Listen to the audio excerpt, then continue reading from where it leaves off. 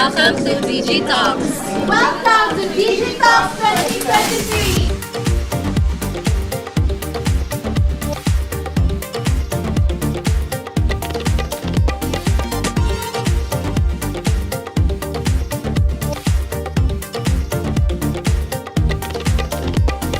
I believe that even though a lot of you are using social media, probably we have a very vague understanding of digital marketing.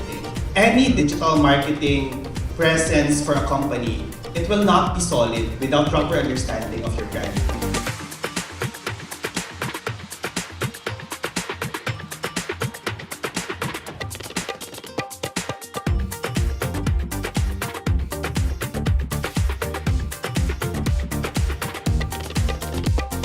Content marketing is when you use or leverage different types of content to be able to position your messaging to your target customers. So what I'm telling you is that every platform, it serves a very specific purpose and it should be aligned to your brand and your target audiences.